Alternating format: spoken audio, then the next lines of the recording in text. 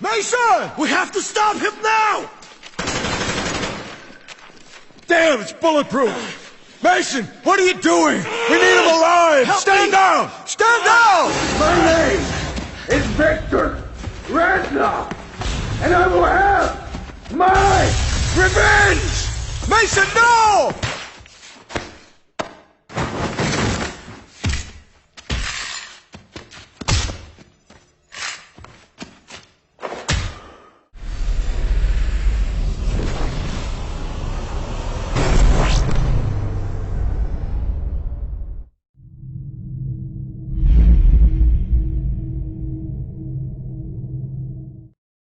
Okay, what is up? Arthur here, and welcome to a new video. Now, today we're not going to play some Advanced Warfare. I'll probably still play some Advanced Warfare gameplay in the background, but that's besides the point. In this one, I wanted to talk about Black Ops 3 or World War 2, whichever it's going to be, and I wanted to specifically talk about the campaign. I have a few pretty good ideas or a few things I'd like them to implement within the campaign, and I thought I'd talk about this for a little bit. I've been talking about this during my live streams every now and then, but I thought I would also record a video about it. Now, of course, if you have any good ideas or any suggestions of what you'd like to see within the next Call of Duty game, definitely let me know in the comments down below. And apart from that, let's jump into it. Now, first off, a little disclaimer: I'm honestly not too great at explaining what I'm thinking about or explaining my thought process. Usually speaking, I'm all over the place. You've seen that in some of my previous Q&As as well. Whenever I talk about a certain topic, a lot of things pop up in my brain, and I honestly tend to ramble on about a lot of things that have nothing to do with the topic itself. So in this case, I wrote a few things down just to make sure that I stay on track. But my idea for the Black Ops 3 or the World War 2, in my case, it doesn't really matter all that much. Technically speaking, it would kind of pretty much be Black Ops 0.5, something along those lines. Because what I want them to do is I want them to tie up some loose ends. At the end of each Call of Duty game, you are usually left with a couple of questions. What's going to happen to this person? What's going to happen to that person? And so on and so forth. And I would very much like to know what happened to Viktor Reznov between the end of World at War and the start of Black Ops 1.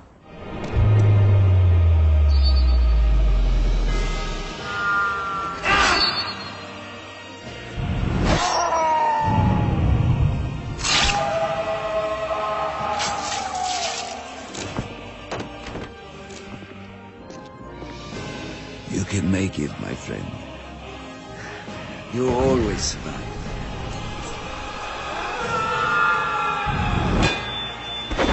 Okay, now a little background information for those of you that aren't familiar with World at War and Black Ops 1. Viktor Reznov is one of the good guys, of course. He's quite the badass. Honestly, I prefer Viktor over Captain Price, which definitely says something. Because Captain Price has been around, I believe, since Call of Duty 1. He was already alive during the World War II era, and he was still alive during the modern days. That guy is quite the badass as well. Plus, he doesn't age, which is definitely useful. But you basically meet Viktor Reznov for the first time during the mission Vendetta in World at War. This mission takes place in Stalingrad. You and him are the only two survivors. You, at the start, basically try to get away, try to get to safety, and then eventually your objective is to assassinate General Heinrich Emsel, or at least I think I'm supposed to pronounce it that way. And you manage to do this, and basically from that point on forward, you and Viktor become friends. He talks of you as some sort of hero, or at least that's what you get to know later on during the final mission. And the final mission within World at War is called Downfall. Now, little quotes: when the flag of our motherland flies on top of the Reichstag, all of Berlin will know that the evil of the Fascist Reich has been wiped from the face of the earth. Now, this is, of course, a quote from Viktor Reznov, and this mission is pretty straightforward. You basically have to kill a lot of Germans, get from point A to point B, and then you have to raise the Soviet Union flag. And then that is basically where the campaign of World War ends. Now, at the end, you'll see a little cutscene in which they tell you that the fight in the West is over, but the fight in the East isn't over just yet. So of course they could also continue to tie those loose ends, and then that would be World War 2, where you basically continue to fight against the Imperial Army of Japan. But this is, like I said, where the campaign ends, right? So at the end, Viktor Reznov is standing right beside you when you raise the flag. But at the start of Black Ops 1, you will meet him again. But in this case, you'll meet him in prison in Vorkuta. We are running out of time, my friend. Can you trust your leaders to destroy it? Or do you think they will use it?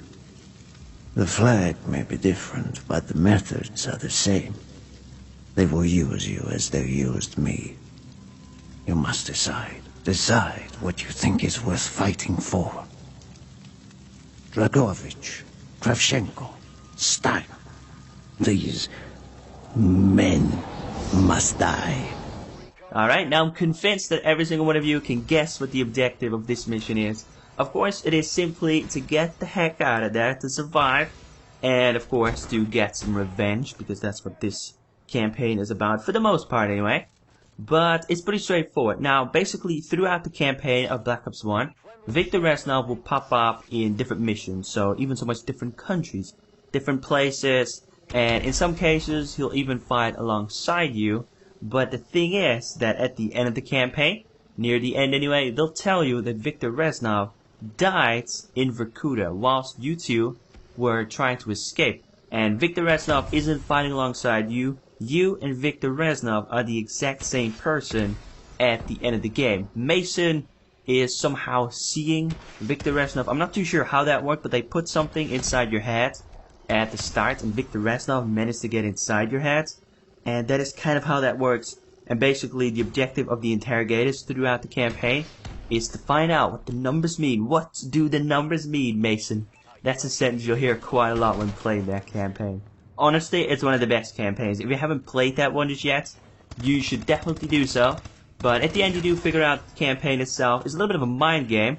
But I would like to know what happens between the end of World at War and the start of Black Ops 1. I'm not too sure what could have possibly gone wrong.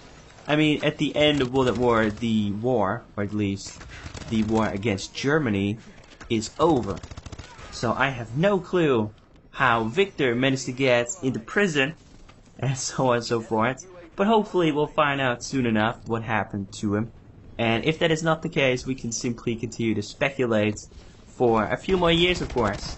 Now, as always, definitely let me know down in the comments what you think of this. Now, there are a few more things I would like to know. There's another character in Black Ops 1 whose name is Woods. Now, of course, at the start of Black Ops 2, you'll meet him again, but in that case, he is really old, and you do get some flashbacks.